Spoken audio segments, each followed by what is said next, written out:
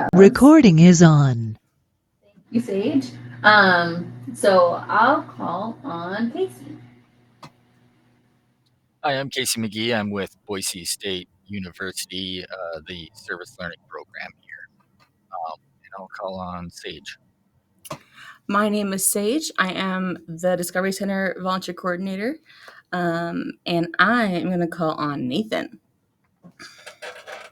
My name is Nathan, or Nate Gilbert. I am the Volunteer Services Manager for Idaho Youth Ranch, and that leaves Jessica. She is on the road, though. We can all say something amazing about Jessica. That can be her introduction.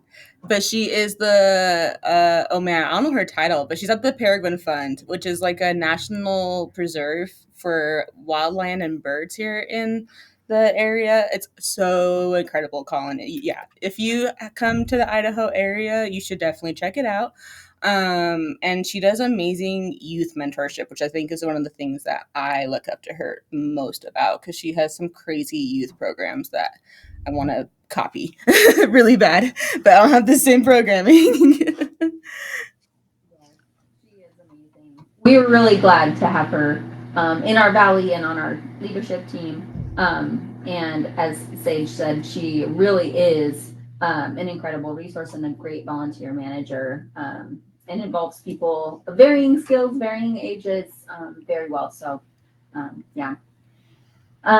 So for posterity, since we're recording, I'm still going to read the introduction for Colin before Colin begins presenting. So, Colin today will be speaking about creating inclusive and welcome spaces for volunteers.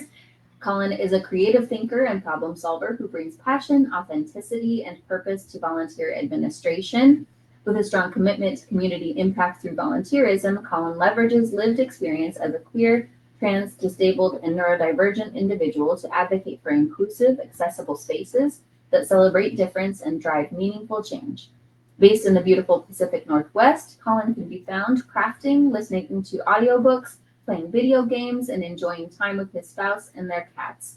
Whether he's presenting or building community, Colin brings heart, humor, and a deep belief in the power of people working together to make a difference. So, Colin, we're really thankful that you're spending your time with us this morning. And those of us who are here and those who will watch our recording later on are really grateful that you're willing to share. So I'm going to pass the mic to you. Awesome. Well, thank you for having me. Let me get this screen share going. Perfect. Can everybody see that okay? Awesome. All right. So, welcome. This is my presentation about simple actions and lasting impact. And really, my goal is that some of this might just be a refresher. Some of this might be completely new. But it's an opportunity for you to have a safe space to kind of ask those questions and to learn a little bit more about these topics. So we already did my introduction a little bit, but this is me. I'm the volunteer manager for Fishline, which is in Paulsville, Washington. We are a food bank and social services center. So we have a food bank, 2 thrift stores, and we do social services like financial help, rental assistance, things like that. So we have a lot going on, lots of different departments, and I'm the one volunteer specific staff member. So that's like my biggest adventure, right? Besides everything else going on in life.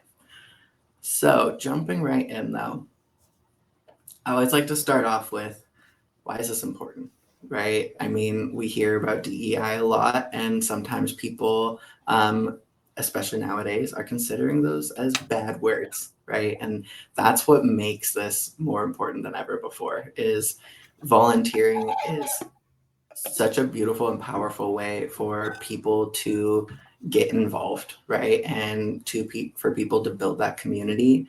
And so as volunteer administrators, we have this like really amazing opportunity to foster welcoming spaces that, celebrate diversity from the get-go. We introduce diversity from step one.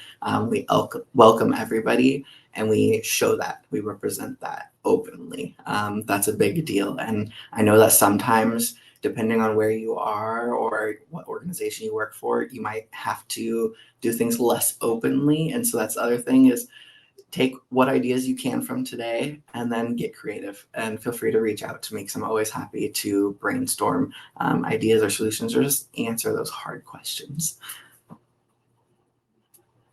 All right, so this is one of my favorite questions to start with. So if y'all don't mind sharing in the chat, I would love to hear about something, it could be anything, that makes you feel welcome in a space. Sometimes people might feel welcome in a space because they see translated materials, right?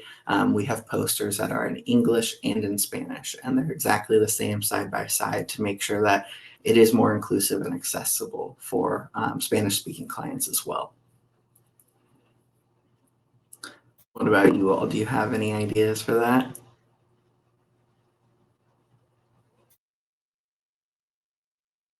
Yes, people expressing interest in your passions and symbols versus words. I love that, because symbols versus words is important, because symbols are the universal language, right? There's a different word for toilet in every language, but the toilet symbol is pretty universal, right? And so that's a big thing to think about. A smile, I love that one. Honestly, yeah, just being welcoming and friendly can make people feel safe. And there's like mirror neurons, I think I heard in a podcast recently. Literally, if you smile at someone, their brain sees you as more friendly and inviting, and then you want to smile in response. And so that's just like cool science, right? Seeing that you're valuable, yeah. And it's important to make sure that we are explaining that we do value every person and that we express that, right? A thank you can go a long way. Just celebrating somebody's cool outfit can go a long way. All that stuff. And then being greeted, welcome. Yeah, absolutely. It's just important to make sure that we remember we might be here 40 hours a week, right? But this volunteer might have just been here once a week. And so this is their one time that we get to interact with them and support their experience at our organization. And so how can we do that? So speaking of this, is volunteers, when they feel like they belong, they're going to stick with us, right? And we all know that recruitment can be a challenge. And so retention is super important. And when you empower people and make them feel safe, they're going to want to stick around. And just by continually demonstrating this, you're going to set that expectation in your organization, right? So my organization has a culture of respect that we'll talk about in a little bit, and that's been a really big help, because it's a foundation for us to build off of when there are conflicts or certain situations. And so just something to keep in mind as we're going through this presentation is I would love for you all to consider, when you're going into spaces, what makes you feel belong and why you feel like you belong in those spaces. And while you're considering that, what's most important is to later then reflect on how can you then implement similar things for other people, right? So if there's something today that you said made you feel safe, like even that smile, right? How can you implement more smiles in your day, right? And to connect with people in that way. All right, so a little side quest. I want to talk about what's different about the progress flag. You know, sometimes people know all about this flag, and sometimes people have no idea what's going on, right? So I thought, let's have a little side quest about this. So the original Pride flag was just the rainbow portion, so just the standard rainbow, and that was originally designed in 1978. So in recent years, that's when there's been a few updates. And that's why people have been a little confused a couple times, because they're like, wait, I thought it was different just last year. And in some cases it was. So in 2017, Philadelphia actually is the one who initially did the black and brown stripes on the Pride flag to represent people of color. And that was quickly adopted by a lot of other people as well. The next year in 2018, that is when the blue, pink, and white stripes were added, and that is to represent the trans community. So within the LGBTQ plus community, there's a lot of really cool flags. Every kind of identity sometimes has like a different flag. And so rainbow is typically like the overall like gay flag, the typical one, right? And then for trans, it's the blue, pink, and white stripes. And so that's where that comes from. And last, this is the one that I get asked the most. My own mother reached out to me a couple Fridays ago, one night while I was out with friends, and she said, "What is this yellow part of the flag with this purple circle?" And so I explained to her that it's actually to represent the intersex community. And so that is something that, is different than transgender, and it's something that we really want to make sure that we're representing, because it's not just female, male, or transgender. There are other sexes, there's intersex, and there's a lot of different variations of that. I think it's really important that we always celebrate everybody, no matter who they are or how they came to be, right? So, speaking of the toilet symbol, right? Share in the chat. What is something all humans need universally in a bathroom? Could be anything.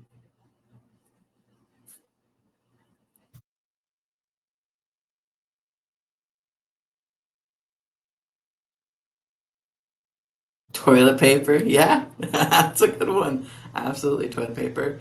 So, yes, I sure hope so. We always hope that people are washing their hands, right? That's another one. So my favorite one is the one we talked about, the symbol of earlier, right?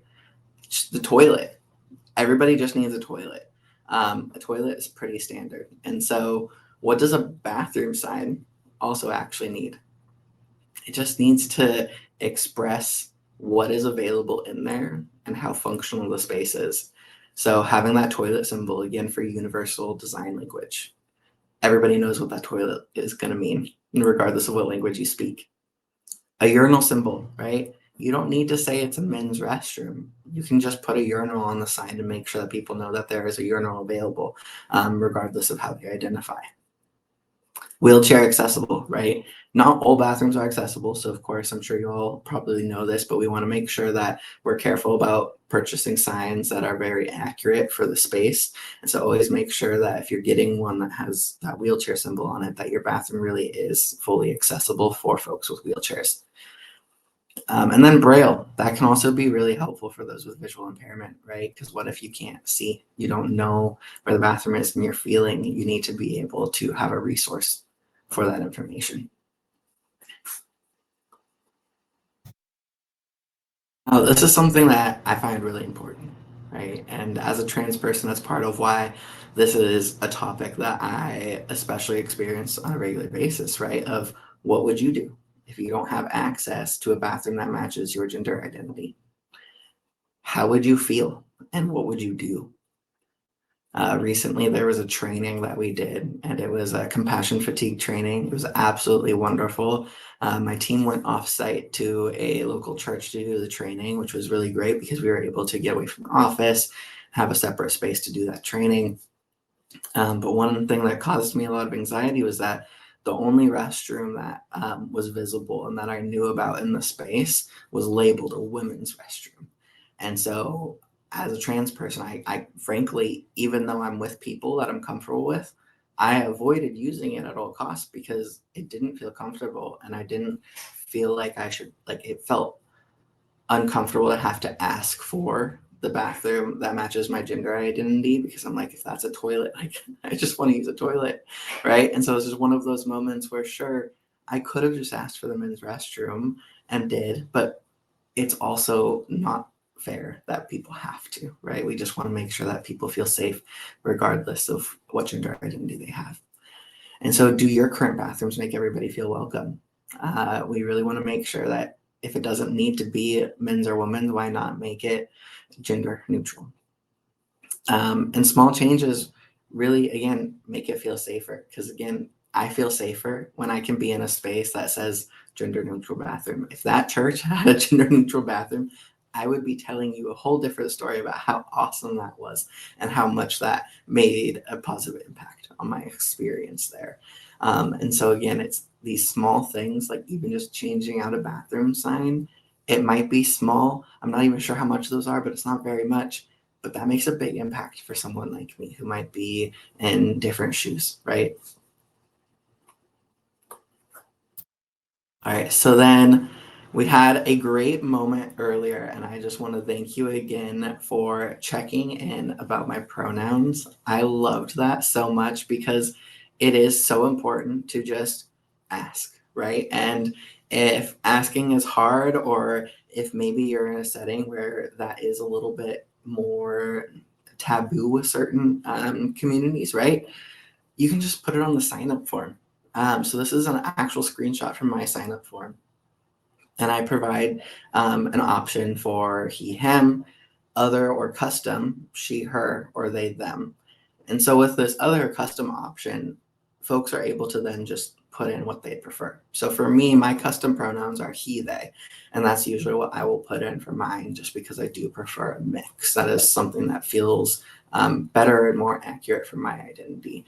However, custom pronouns are also important because there are pronouns that I don't even know off the top of my head, right? And I'm a queer person that I think I know a good bit about the LGBTQ community, and even I don't always know some of the really unique and amazing pronouns that exist. But that's why it's so important to be able to provide a space so that people can share that with us, so that then we know. We don't need to provide maybe all 20 or more options. We can provide just a few, but give the space for custom. That makes a big difference. All right, so this is something that is always hard on people, myself included. But have you ever misgendered someone? And if you don't mind sharing, jump in the chat. Feel free to share, like, have you misgendered someone, and maybe how did you handle it? I know for me recently, there was a situation where I accidentally misgendered one of my volunteers, right? And it was one of those moments where it was just a short circuit in my brain, where I've known this individual as they, them from day one, and it's never been an issue. And for some reason, earlier in the day, somebody had misgendered them. And so then my brain picked that up and accidentally used the wrong pronoun in front of them during a conversation at like an event. And so I did exactly what's on this page. And I just kind of did a very subtle and quick oops, corrected my statement, and then I moved on. And so one of my favorite comparisons now is, think about it like swearing, right? If you're dropping a swear word where you shouldn't be, you're not going to attract extra attention to that. You're not going to be like, oh my gosh, I just swore this really bad word and this is what I said, and oh my goodness, I'm so sorry. That's going to attract more attention to it, right? However, what we can do is just, again, you don't need to over apologize. You don't need to attract more attention. It is totally understandable to feel uncomfortable and to be like, oh man, I messed up, right? I have misgendered people as a trans person. I've misgendered myself, right? And that's what I like to tell people sometimes, is that's what matters most, is the positive intent. Because even if I can misgender myself and I still love and value myself and see myself as how I identify, it's still important to make sure we're doing that. So again, just a quick, calm correction shows that respect and shows that people are valued.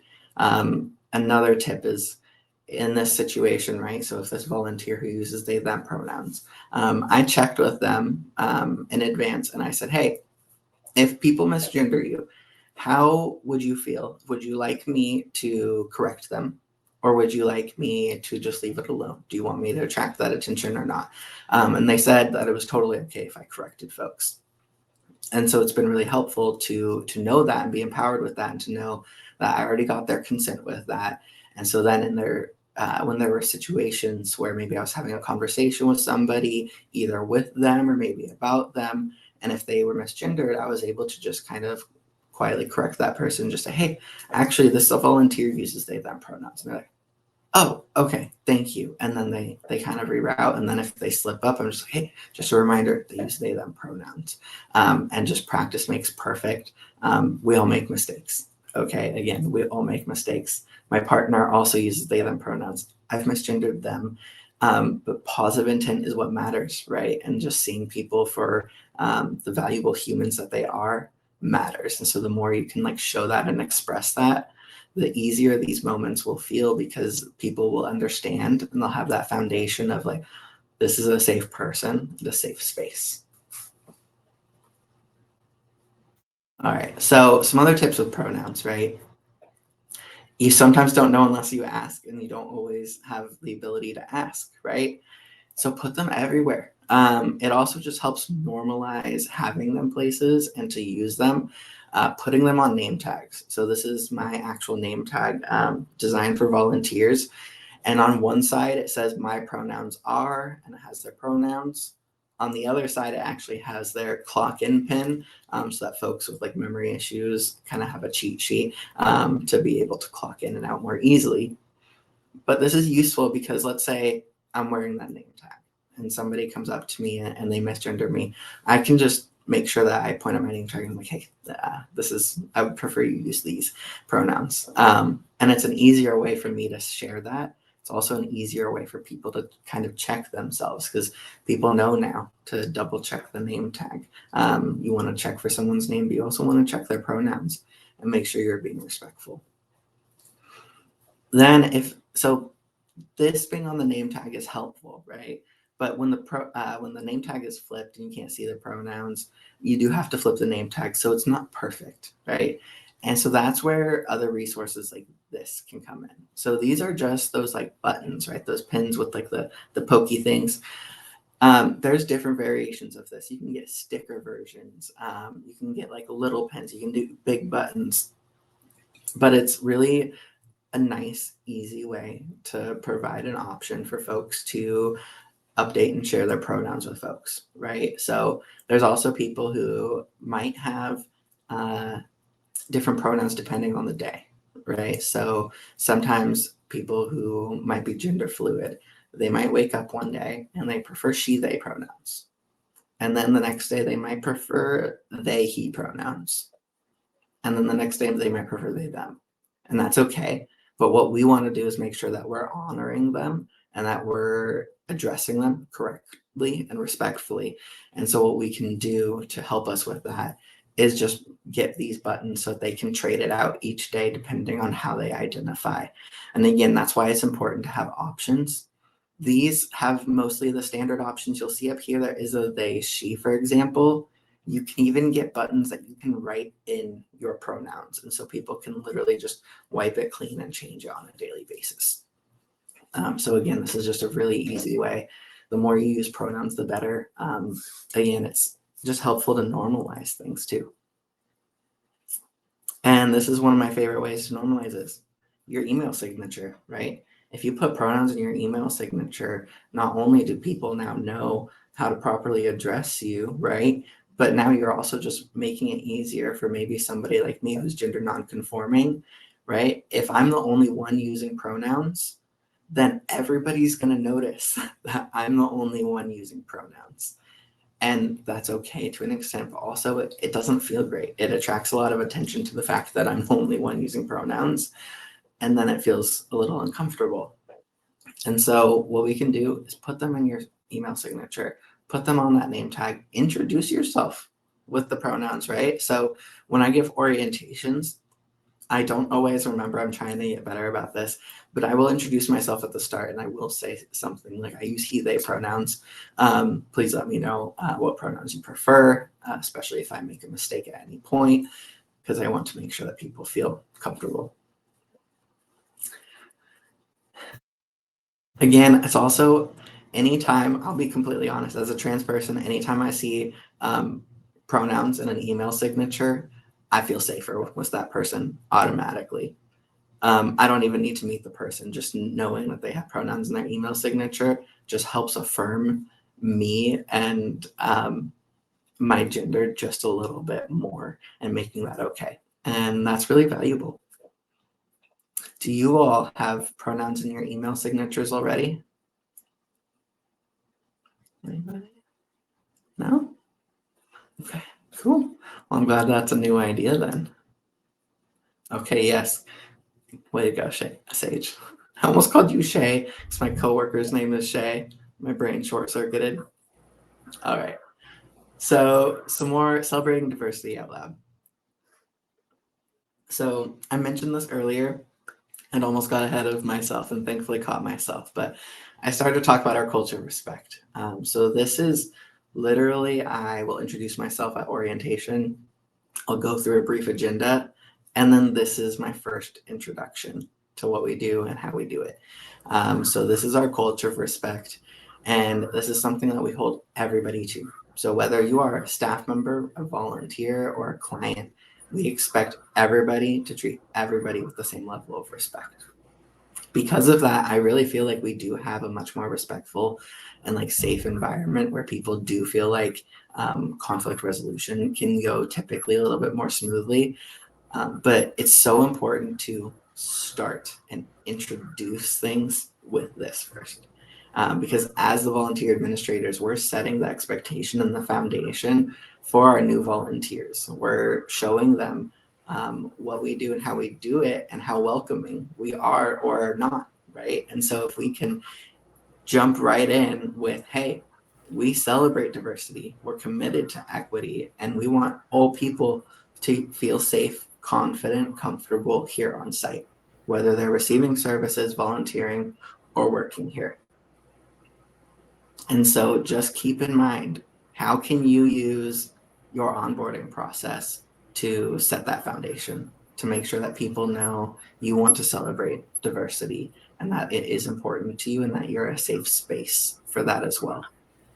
Things like this, I actually made this one. There are different flag type, kind of logo type thing, graphics you can grab from online that will say things like this, though: diverse, inclusive, accepting, supportive, continued on, right? And this is valuable because this breaks it down really beautifully. These also represent the neurodivergence awareness. This is domestic violence awareness, and then I believe mental health awareness for this top one. And again, that's because I just want people to know that we see them and that we're a safe space for them. We also have like a free mental health provider, so we really like to encourage that people seek mental health services and that it's okay. We normalize that. It's totally okay to seek mental health services, and everybody should. Honestly, therapy is incredible. Okay, so again, why celebrate out loud, right? When we can celebrate diversity, we're sending a clear message, right? So why does that matter? It creates that culture where people feel seen and appreciated. It encourages people to show up authentically as themselves, right? So I have volunteers of all ages and identities, right? And it's so amazing to see people show up and be really authentic and to know that they feel safe in that. It's just so wonderful to me. Again, it helps with inclusivity, and it's not just a policy, it's something we need to practice. We need to share, we need to celebrate it too. It's not just about like, oh yeah, we're going to be inclusive. It's like, no, we're celebrating inclusivity. Like that's what makes this place better. It makes things better to have different thoughts, opinions, experiences, and so on. All right. So we're going to pivot into a slightly different topic that is still really important about creating inclusive spaces, right? And again, this is to give you that brief introduction and kind of give you some empowerment to understand and know a little bit more about these if you don't know much about them already. And if you do, maybe it's just a refresher and that's okay too. But share in the chat. Have you heard of supported employment for adults with disabilities? And if not, that's okay, but I would just love to know who has heard of that. Nice. Okay, so Stephanie recently learned about that. Awesome. Casey, yes. All right, so there's going to be some familiarity. Beautiful. I love this. I completely agree, Sage. It's life-changing. It's wonderful. So part of why this topic is really special and important to me is before I became a volunteer administrator, I was actually a job coach. And so I was what's called an employment consultant, which is basically a job coach, just a different title. And I got to help adults with disabilities gain and then maintain their employment. And it was really, really, really cool. And it taught me so much.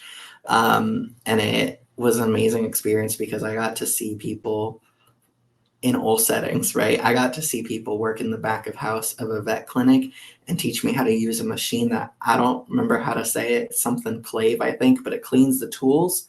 And it's really fancy and there's like a very specific process. And I was supporting someone that like knew how to do this process and was doing that with a job coach like me as their support, so that then the rest of the staff didn't have to take time out of their day to like clean those tools. And so there's something for everybody, right, with supported employment. And so adults with disabilities, they often face a lot of barriers that can be easily addressed with just a little bit of consideration. Small changes, again, can make a really big impact. We really just want to make sure that we are accessible and inclusive. And if we're not, how can we address that? How can we make sure that our space can become more accessible? So community-based assessments, there will be no pop quiz, don't worry. So I don't expect anyone to remember these things. I want you to remember a lot of things, just not the community-based assessment. All right. So there are lots of forms of pre-employment discovery. So this is one of them.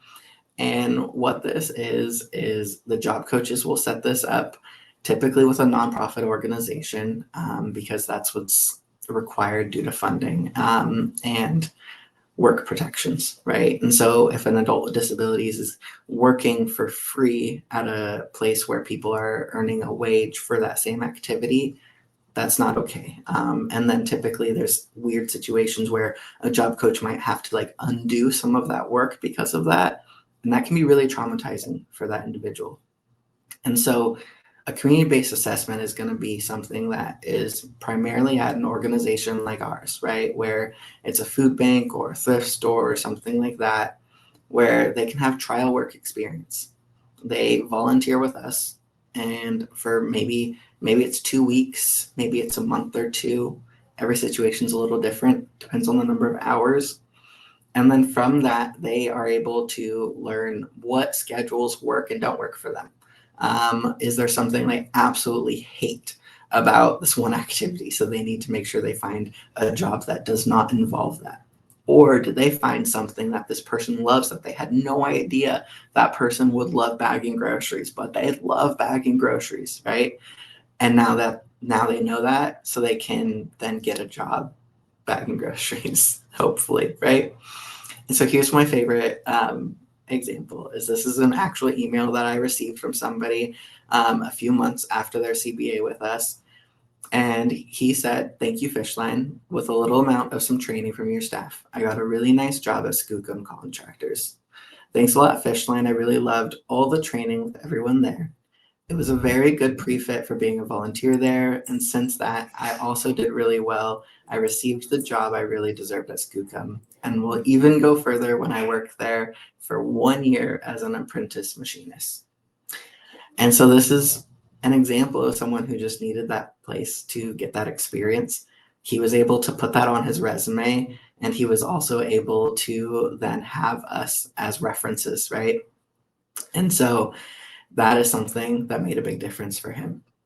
For CBAs, I will say that for me, I typically partner with the job coaching organizations and make sure that they know that we are more than happy to host CBAs. An easy way to find those resources is to look up employment consulting or job coaches near me and just find those organizations. In my area, there's one called Easter Seals, there's Trillium, there's Vadis, which is VADIS. There's At Work. And so there's several different options depending on your area. I'm not sure if it'll be the same necessarily in Idaho, but I definitely think that there should be a few different options. And once you reach out and connect with them and they know that you're wanting to host CBAs, then that opens the door where when they have clients that might be interested in learning about job experience in that field, they now know that they can reach out to you. All right. And so again, why is this important? everybody deserves the opportunity to be involved and to have independence and to contribute to society, right? Everybody deserves the opportunity. And I mentioned the vet office example, but there are so many different examples for supported employment. It could be working at a local business with your job coach. Maybe your job coach is with you the whole time. Maybe they're just checking in with you sometimes. Everybody's going to be different. Sometimes it depends on the job and just, of course, the person's support needs. Roles in retail, hospitality, or food service. I've supported people, for example, who worked in the lobby at McDonald's. And so they would work bussing the tables, wiping tables down, sweeping, mopping, checking on like the drink station and restocking those items. And so I would just check in with them while they would do that. And they did that mostly independently, just a few hours a week, right? It might just be a few hours, but that's a few hours that they got to look forward to, and they were really happy to be there for that. Administrative or clerical jobs.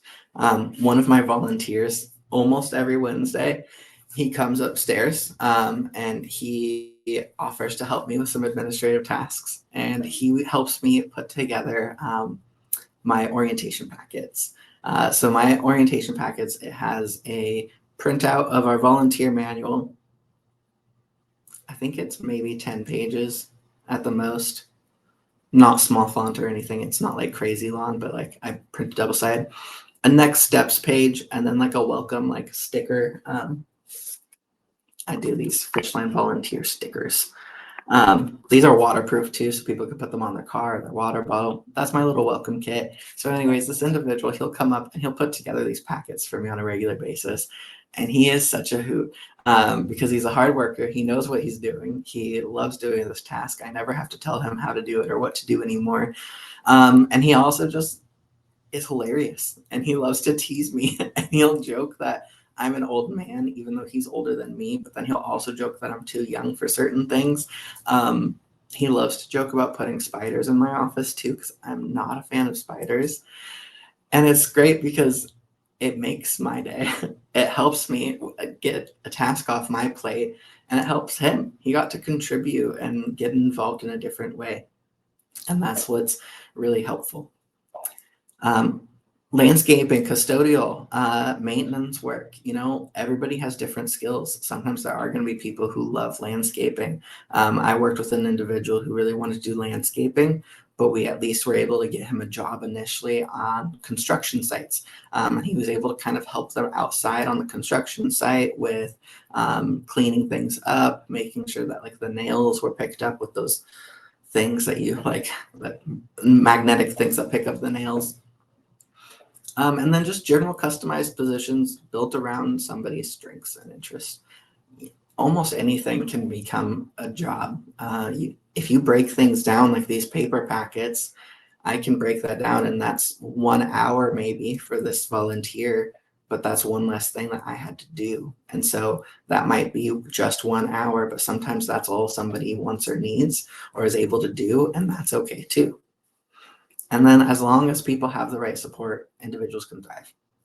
People can gain so much confidence just by being accepted and supported. And it really builds a lot more like stronger community connections.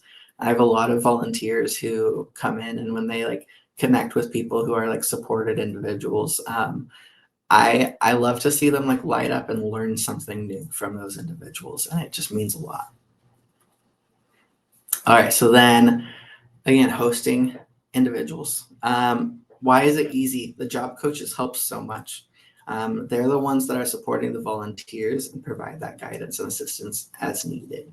So if you're worried about like, oh, what if that person needs step-by-step help? That's not our job. That's not our place, but that's what the job coaches are there for. Volunteers can also work side by side with a family member or a friend, maybe a caregiver. It doesn't need to be through a formal program. So if somebody comes to you and is like, hey, I would love to volunteer with my adult son. He's special needs. Is that okay? Yeah, why not, right? If they can just do a buddy system thing and they can be the support system, why not? And again, some volunteers will also work independently. So not everyone with disabilities will need full-time support or part-time support. Sometimes they can work almost completely independently, and that's completely acceptable. Everybody can contribute based on their abilities, right? And I just want them to be able to have access to do that. And then just remember to be open about communicating things, like being flexible with scheduling and being able to find physical accommodations, right? So one of our volunteers, she's in a wheelchair and she has a little table that folds down on her wheelchair so that she can do tasks at that station. And so that's something that she's been using while she's with us so that she doesn't have to try to reach up onto a table.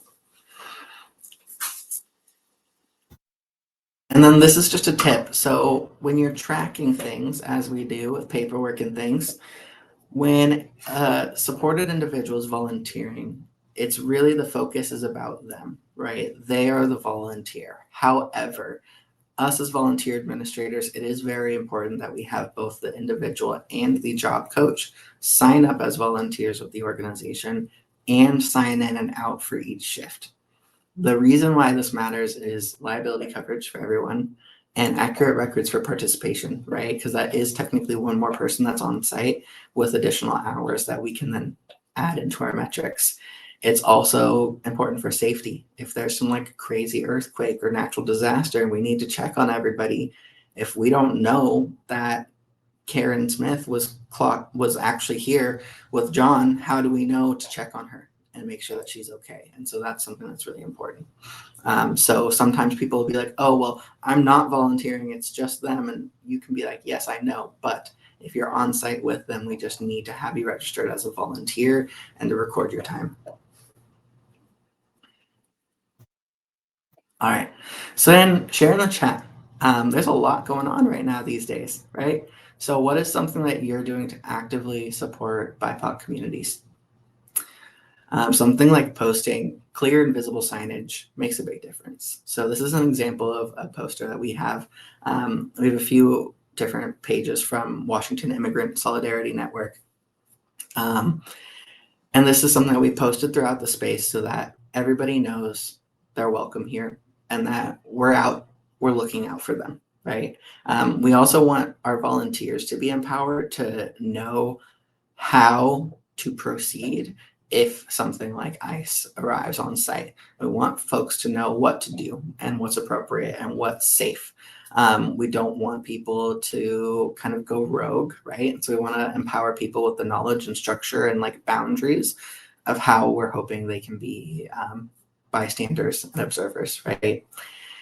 So sharing again how to respond during the ICE raids is important. This, again, is the Washington Solidarity Network, but there are other local immigrant advocacy networks. There's other things like the National Immigration Law Center. Try to find resources that are relevant for your area. Feel free to use the Washington one, but just know that you might be able to find Idaho-specific resources as well. And just post those up. Make sure that your staff, your volunteers, and your clientele know what those posters are and why they're there, and that you're there to make sure that you're proceeding appropriately when ICE arrives, if they do. Educational toolkits and resource guides, again, are really important because we want to make sure that we're supporting everybody, especially in such difficult times that we're in. All right, so I'm going to jump into just a few frequently asked questions as I kind of wrap things up, and then I'll get into all of your questions, of course. So one of my favorites is, how do I know what is appropriate to ask somebody? We'll take a pause and think about how you would consider if a child were asked that question, right? So there are certain things like about especially trans people, about their bodies, right? People will sometimes ask very invasive questions about people's bodies. And so I always like to ask people, like, how would you feel if a child were asked this question? And I'd really like to think that usually they think that's inappropriate. And if it's not inappropriate and it's a totally chill question to ask a child in your mind, then it's probably okay. And that's just something to consider. If it's something where you're like, I don't know if this is okay, the child example isn't working for me, there are resources, of course, be careful, but go on places online like Reddit, or reach out to friends or family members who have offered to be safe spaces for those awkward questions. I always volunteer as tribute, so my contact info will be available at the end of this. You're more than welcome to reach out, even if it's like 2 years from now. If you have an awkward question, I'm your guy. It's okay to reach out, and I'm happy to talk it through with you, because I know that sometimes we don't know what we don't know, and we just want to understand, right? So just remember to research and find people that are openly offering to answer those questions. I always like to say openly offering, because there are people who are really already like decision, like it's kind of like decision fatigue, death by 1,000 cuts. Like if you're constantly being asked like all these questions, you get a little tired of it sometimes. And so like I'm someone who's like almost never tired of it, and I can typically answer. But there are people who are like, listen, I just want to exist, and I don't want to have to like be the resource guide for everybody. And so that's why I like to encourage people to really be mindful of that before you approach somebody to ask those questions. All right, and then what if I offend somebody on accident? It happens. I've offended people. We've all offended people, and this is unfortunate, but it's so important to own it and be like, I'm sorry. Take accountability for your actions, apologize, and learn. Maybe ask, I'm so sorry that I said the wrong thing. Can you please tell me what would have been the appropriate thing to say? Or can you help me understand why this was inappropriate, maybe, just depending on what the situation is. But it's so important to take that accountability, because if you don't, people are going to think that you don't actually care. And if you do, you need to show that. You really need to show that. Okay, and then with supported volunteering, a lot of times people are like, well, what about the liabilities? There's liabilities with any volunteer. So for me, I'm like, you should be worried about every volunteer liabilities. Like anybody could cut their finger open with a box cutter. It's not just going to be a supported volunteer, right? And so really be mindful that volunteers of all abilities will have liability risks, and how can we reduce those risks rather than limiting certain groups from participating.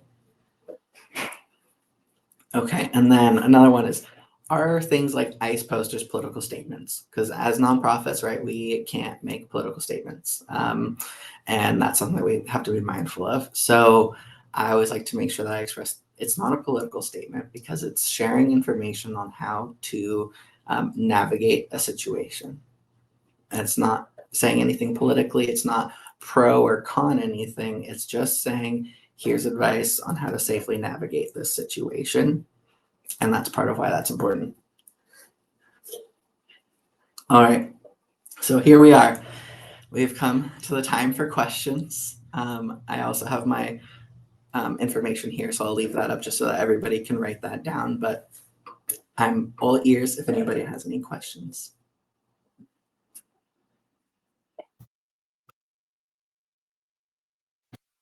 Thank you, Colin, so much. I really appreciate your willingness to anticipate multiple kinds of diversity and ways that we can be equitable in our spaces.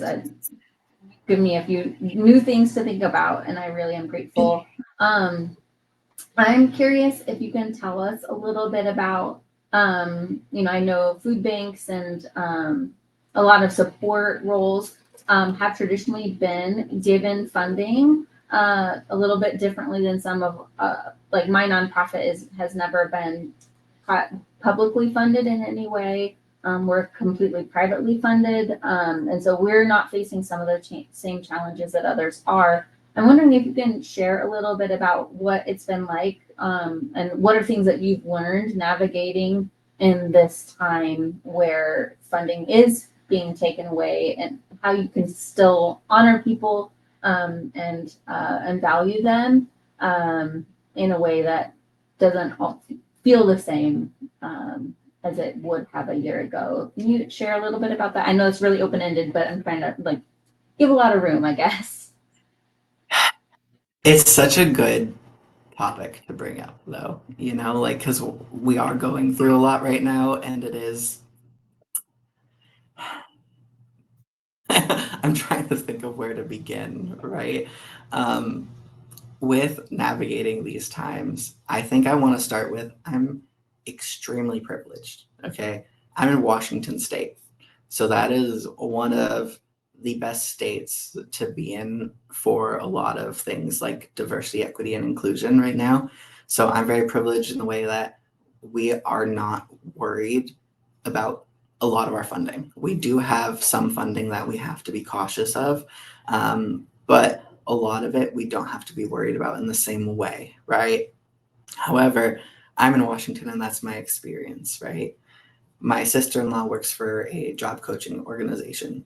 They've had issues with their funding because of things like school to work. So that's a program for adults with disabilities. If they're still in high school, they can typically go to high school to like age 21. And so what this program does is it kind of partners a job coach with students in the last year or two of that program, so that they can start working on job skills and even like trial work experience and then build them into a job. And so that's called a transition program.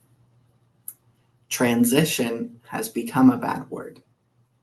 So they are facing funding issues for all of those programs because of the word transition being used. And so what's hard right now is that I think there are so many unknowns and everybody's funding is so different that we don't really know exactly what to expect or how to navigate everything. I think in a lot of situations with the privilege I have of being in Washington, like, and with my organization, I'm able to be very loud and proud about rainbows and diversity, equity, inclusion. But there are settings where we have to be mindful of what words we're using, right? So like Sage and I are part of the BDAI committee.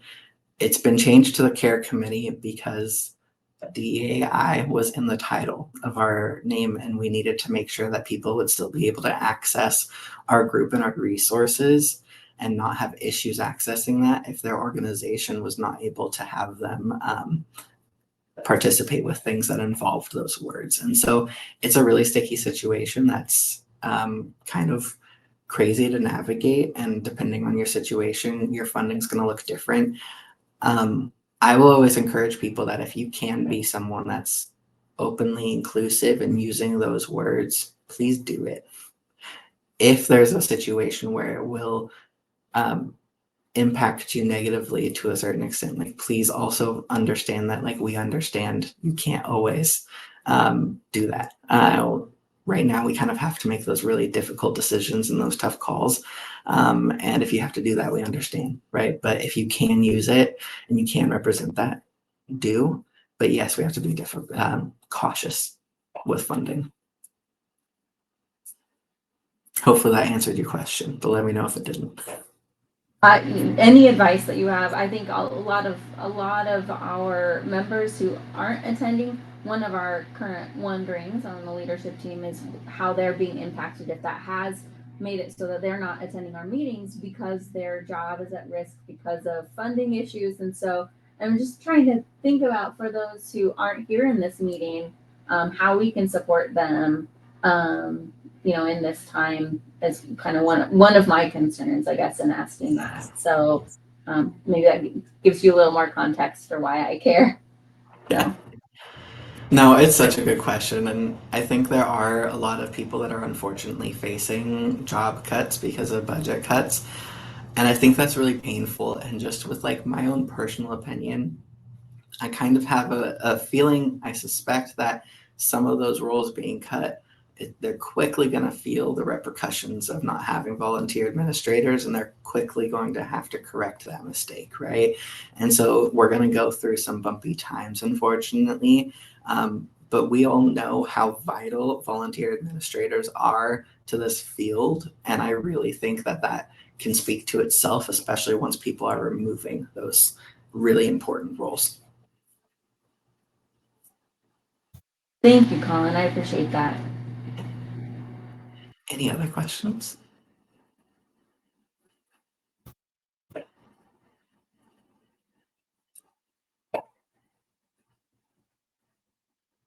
I have another one. If people continue to. as you and Sage being on this committee together, or I'm curious if you guys have begun to compile a list of recommendations, and if so, if at the end of that process, if you might be willing to share that with your different organizations. Good question. We're definitely trying to be a resource. Have we collected resources necessarily? I don't think so. I do know what we have is like we're working on like statements of what was it called? Sage, like our community impact statement or something. It was something. Our statement of commitment was something that we just reevaluated and have published to our live team. And so with that verbiage changing that we had to address with our title and some other logistics within the document,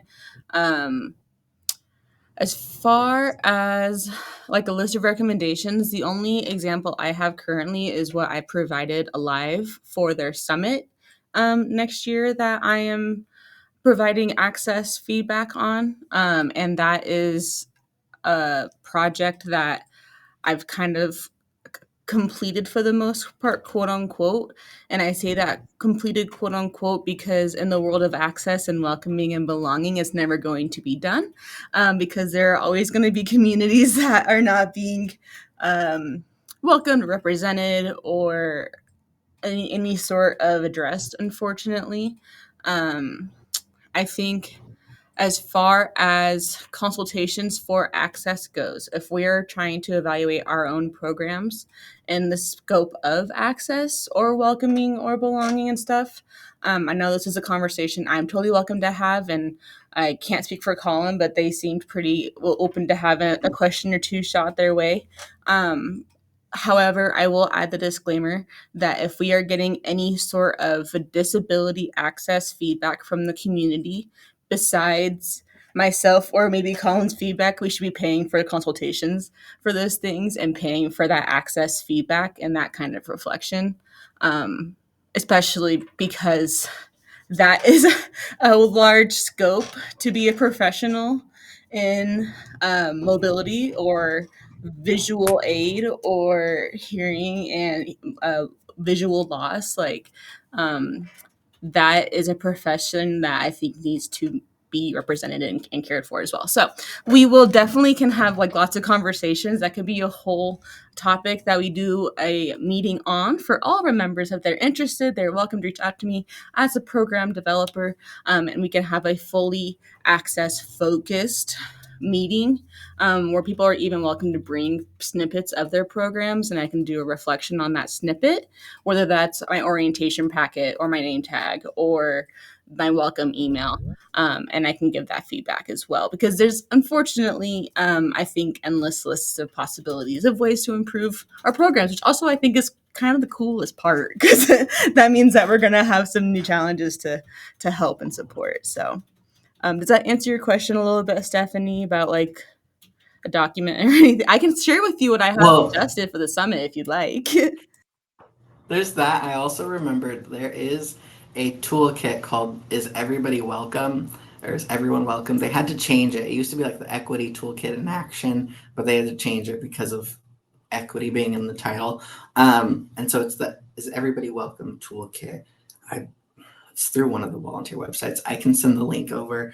That has been really useful because it has a lot of really helpful guidance in a lot of different areas, even like inclusive job role descriptions, right? I used their guide on that recently so I could create our own role descriptions that were really inclusive and like help better prepared people for their roles.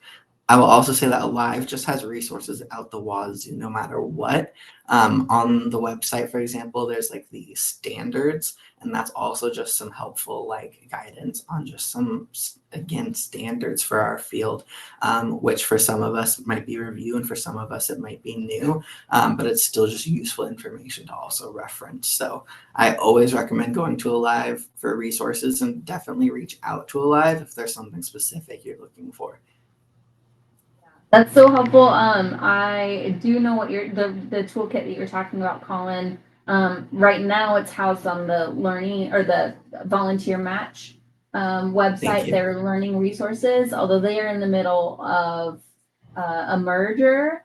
And so that the website will be changing. So if you're interested and you're watching this recording or you're here personally present right now, you might hop over there. And I just actually looked at their learning website this morning. It's if you just Google learning and volunteer match, you'll find it for sure.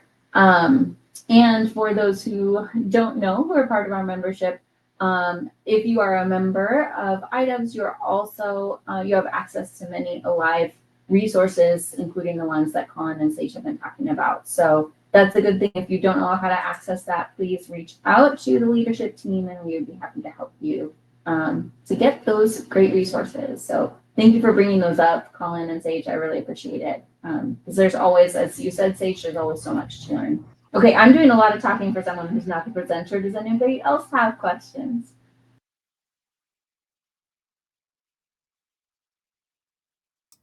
I guess I just have really a very minuscule question that is so logistical. Tiny buttons for pronouns or big buttons for pronouns? I think it's kind of optional. I think if you're gonna have somebody that's often seen from a distance, bigger the better, just so that's more clear. If there are gonna be closer interactions, then I think small is fine. Okay, amazing. Thank you. No problem. Well, thank you all so much for having me. Please take down my email. Feel free to reach out if you have any questions of any kind. I'm happy to send over the slides as well over to Sage so that you have these. I am someone that puts a lot of what I say on my slides because as a neurodivergent person, that helps me learn. And so I like to do that for others. I know sometimes people do things a little differently, but I just love that. And so most of what I talked about today will be on the slides, but if there's anything missing, feel free to reach out and I'm happy to send that over. Collin, thank you very much. We're excited to have your time today. I'm grateful for your expertise and really grateful that you're willing to share the slides for those members who aren't able to attend. We have a growing repository from previous speakers and we love to give that access to our members and just helps us to continue to grow after today because I am a person who loves to have notes to look back on. So that's really, really helpful. And we're just really grateful that you've gone ahead of us in some ways and you continue to be curious to learn from others too. That is such a good collaborative mindset, which we value here in IDOVS. So, so we have the ability, I think, to be done a little bit early, but I do want to highlight a couple of things again, especially because we are recording. One, Bryn, you didn't get to introduce yourself. Would you do that really quickly before we move on? Hi everyone. Thank you all this morning, and thank you, Collin, so much for joining us today. It was really nice to learn from you. My name is Bryn Booker, and I am with Just Serve, and I think I know all of your faces, which is so nice. Thank you, Bryn, so much. We're glad that you could join us. And then next up, I wanted to give a minute to, or it can be more than a minute, to Sage to talk a little bit more about our mentoring program. So Nate, when he sent the newsletter out, included a blurb that Sage had crafted to begin to highlight that. But Sage, I'm hoping you can give us kind of a broad overview of that and maybe include why someone would want to be a mentor or a mentee as you talk about it. I would love to. 1 second, I have a radio screaming at me over in the adjacent office space. So I'm gonna let Nate share, or whoever wants to share some quick information about their program that they're doing real quick. And I'm gonna go make that stop real quick so I can talk without being screamed at. 1 second. That's great. Thank you, Sage. Okay, so while Sage is gone, then yes, I would love if you are here in this meeting for you to share any of your needs that you've currently got, whether that's you need volunteers for a particular event. Sometimes it's helpful to have some information sharing here. or if you have some particular needs, this kind of bridges even a little bit into the mentor program, but if you have a particular need of your own, a place that you'd like personal support in your role, I'd be glad if you'd share that too. So I'm gonna open the floor. Bryn, go ahead. Thank you. I just want everyone to know we are really pushing 9/11 National Day of Service. That's one of the Just Serve initiatives that we really support. And so it's a good time for people to put projects on justserve.org if they don't have one, or maybe even test out the idea of adding 9/11 to a current project you have to see if that might get more engagement. I hope that's the case. You never know, right? But it is a good time. We are trying to get a lot of people to get out and serve in honor of 9/11 National Day of Service. And then the second thing I just wanted to mention is something we're always thinking about is how to get our youth more engaged in serving. And so anytime you can let me know about any of your projects that can be adapted for youth, or maybe changed hours, or there's flexibility, please share those with me, because I get youth groups continually asking for ways to help. And I know Nate is probably going to get tired of us using his jewelry project, but it's like knowing that Nate has this amazing project that is so great to take to youth groups, like we use and abuse him for that as much as we can. So anytime you can let me know about stuff like that, I love it, because we'll use that and utilize it and tell people. Bryn, I was going to actually ask you about Just Serve. Is it still beneficial? Should we have youth in the title still, or just have it marked that youth can volunteer? Yeah, I mean, we're like workshopping that idea, Nate. That was kind of like a new idea. Like maybe this will bring more youth out. I think as long as you can have that it's youth friendly in your description, you can, if that feels like it's inhibiting other people from volunteering, we get that. But I think as long as the word youth is in the description somewhere, like can be youth friendly, that sort of thing. If people are searching for youth on Just Serve, they'll at least hopefully get that project on there as an option. Okay, sweet. We had duplicated a lot of our projects. And I appreciate that. I don't know if that's been successful, Nate. That's the kind of stuff I love your feedback on. Like, that didn't really do anything. Okay, great. That's not a great idea. We're trying to figure it out as we go too. Okay, that's good. But I think it's good to try these things. Like, again, putting 9/11 on our posts, I think is going to be a good opportunity. Yeah, and that's the feedback I like to know. Like, that didn't really do anything, but I think it's worth having it in your description when something is youth friendly, because hopefully if we search youth, the ideas that will come up. So thanks, Nate. I will also put in a plug that Just Serve, I think, is why we've gotten a lot of youth groups who come and do our evening help around the house task, because that is one of the things that it's because it's 6 to 8 p.m. A lot of youth groups will come. So Just Serve is a great support and a good way to get the word out there if you have opportunities for groups or individual youth. So that's awesome. Thank you. I'm so glad that happened. That's a great feedback. Thanks, Stephanie. Thanks for making a youth-friendly project. Appreciate that. Love it. So, who else has anything to share or a request? I am ready with the mentor program if you guys are. Yeah, go ahead. Perfect. I'll be pretty quick. But just to highlight our current mentor program that is open, myself and Stephanie, the chair, are the mentors, and we cannot wait to help support. IDOVS members are welcome to enhance their leadership and professional skills in this 10-month somewhat recommended structured curriculum. Basically, it's suggested topics with resources you're welcome to utilize, or you can have alternative goals that you set with your mentor at your first meeting and have that be the main focus. I have the full curriculum breakdown available for anyone who is interested. But this is a great way to explore your career, like potential career paths or job shadow, or just ask questions about something that you want to do with your career. And also get a good idea of the nonprofit sector, but then also get to learn from other people in the group, which was one of the reasons that I originally had joined IDOVS, was to find mentorship and networking opportunities within the nonprofit world. And I've been able to do that, and it's been going amazing. So I want to hopefully create this opportunity for others as well.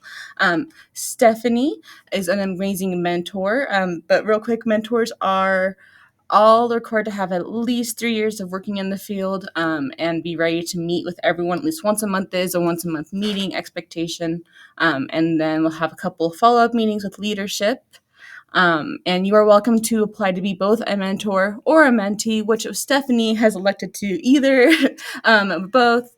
She is an amazing volunteer manager at the Ronald McDonald House, who I know from my own personal experience does amazing work in organization coordination and communication, but she also loves to highlight strategy, administration, data management, advocacy, influence, teamwork, role design, and so many other amazing skills. So if you have any interest in any of those things that you want to grow on, you're welcome to reach out and apply, and you could be a mentor or mentee under her. And then myself, I am the volunteer coordinator for the Discovery Center. I love communication and youth leadership and event planning, really anything marketing related, but also educational focus is like really, really great and important to me, especially when it comes to access and multilingual or multi-learning level resources. So if you are wanting to move forward in your career and really enhance what you're working on or working towards, you're welcome to apply.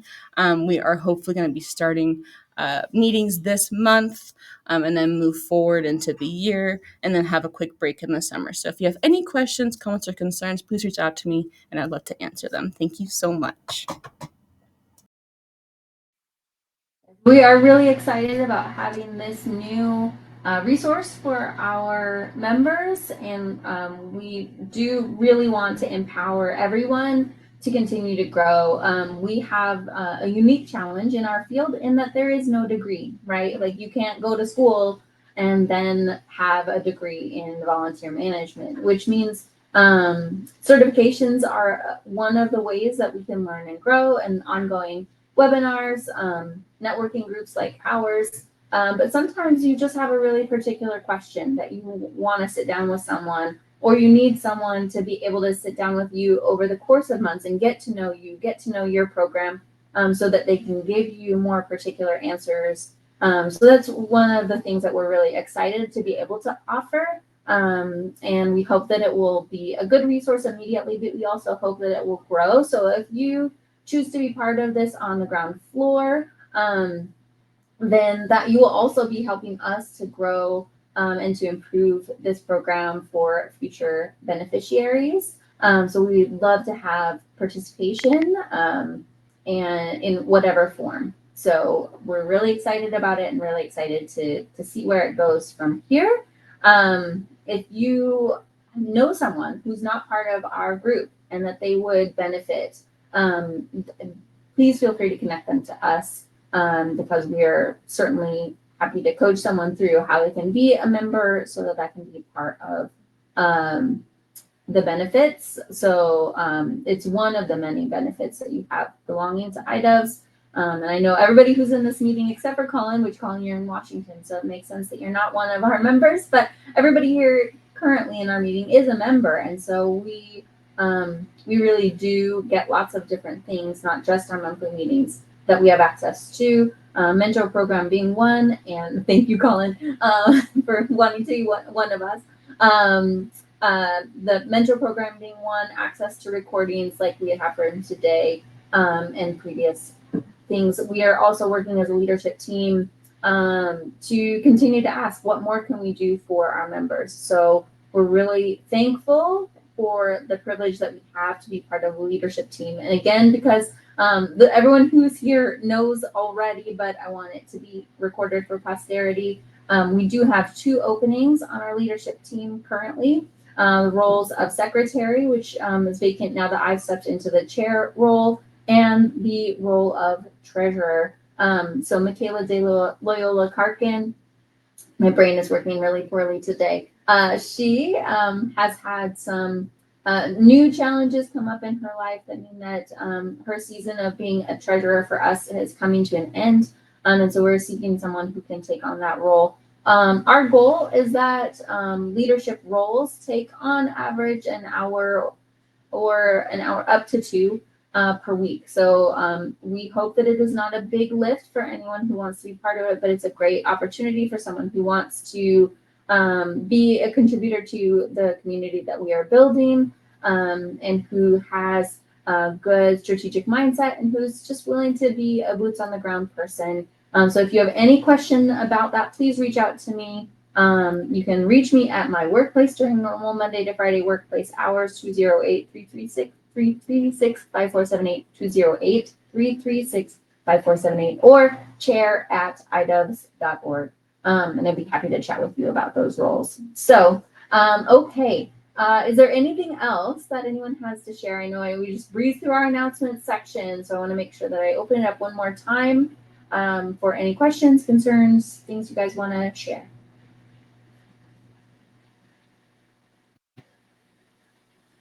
Okay, well then I'm going to let us get on to our days. I'm really thankful for the time that we spent together today. And Collin, thank you again for your generosity. We really did learn a lot, and we'll keep learning since you're so generous to share the slides and let us record you today. I know that I have some members who I will be sending this recording to because I know that they have these kinds of questions and they couldn't join us today. So we really do appreciate you, Collin, and are excited for other groups like ours who are going to get to hear from you as well. Come back and visit us sometime. So, yeah. All right. Well, have a great day, everyone. Thank you.